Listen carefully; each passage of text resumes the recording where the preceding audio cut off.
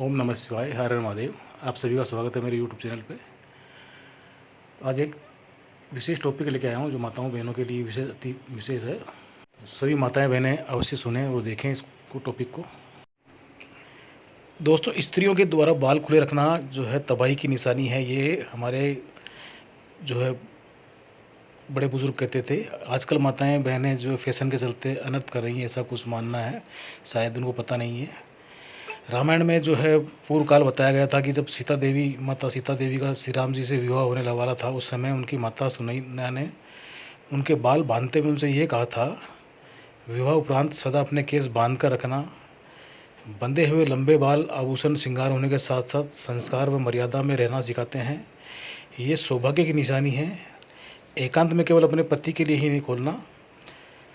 हजारों लाखों वर्ष पूर्व हमारे ऋषि मुनियों ने शोध कर ये अनुभव किया कि सिर के काले बाल को पिरामिड नुमा बनाकर सिर के ऊपरी ओर या शिखा के ऊपर रखने से वह सूर्य से निकलने वाली किरणों को अवशोषित करके शरीर को ऊर्जा प्रदान करते हैं, जिससे चेहरे की आभा चमकदार, शरीर सुडौल व बलवान होता है।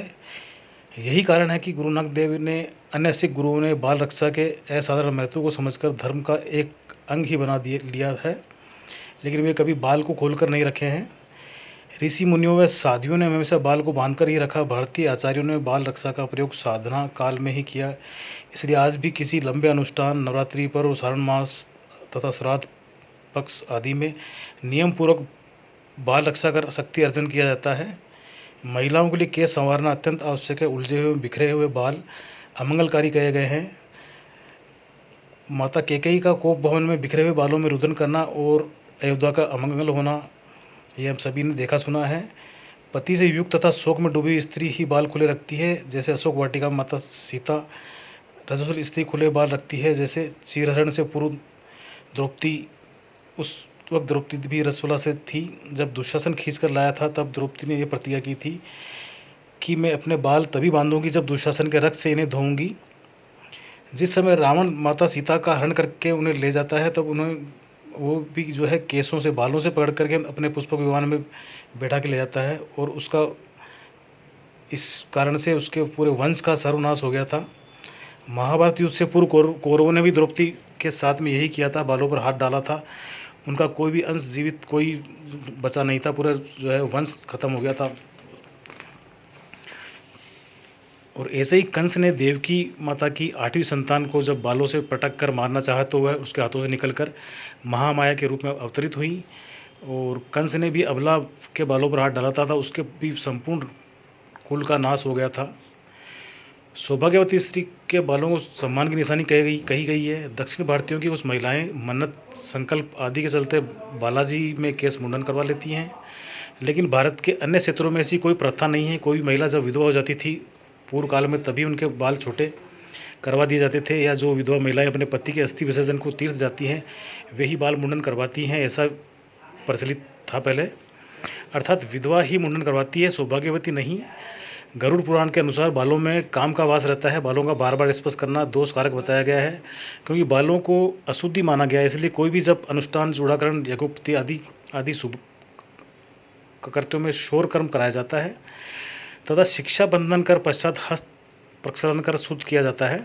दैनिक दिनचर्या में भी स्नान पश्चात बालों में तेल लगाने के बाद उसी हाथ से शरीर के किसी भी अंग में तेल न लगाए, हाथों को धो ले, उसके पश्चात किसी भी शरीर को छुएं।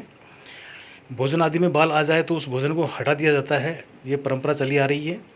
मुंडन या बाल कटाने के बाद शुद्ध स्नान आवश्यक बताया गया है।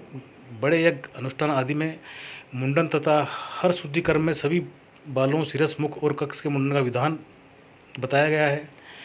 बालों के द्वारा बहुत सा तंत्र क्रिया होती है, जैसे वशीकरण। यदि कोई स्त्री खुले बाल करके निर्जन स्थान या वीरान ऐसे स्थान पर जहाँ किसी की अकाल मृत्यु हुई है, ऐसे स्थानों से गुजरती है, तो वह अवश्य ही जो है प्रेत बाधा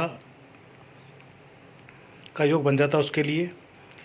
वर्तमान समय में पाश्चात्य संस्कृति के प्रभाव से महिलाएं खुले बाल करके रहना चाहती हैं, और जब बाल खुले होंगे तो आचरण भी स्वच्छंद ही होंगे। अनेक वैज्ञानिकों ने, जैसे इंग्लैंड के डोनाल्ड स्टेनले हेल ने और अमेरिका के स्त्री रोग विशेषज्ञ डॉक्टर गिलार्ड थॉमस आदि ने पश्चिम देशों की महिलाओं की बड़ी संख्या पर निरीक्षण के आधार पर लिखा है कि केवल 4% 4% महिलाएं ही शारीरिक रूप से पत्नी व माँ बनने के योग्य है। शेष 96% यानी 96% स्त्रियां बाल कटाने के कारण पुरुष भाव को ग्रहण करने लगी हैं।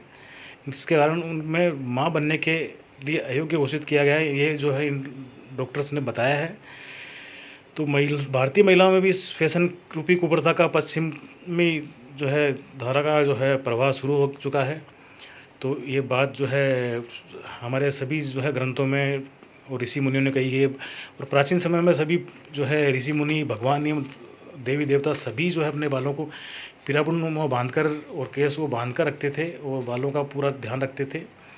तो ये छोटा सा विषय था, ये जानकारी और जो है जागरूकता के लिए।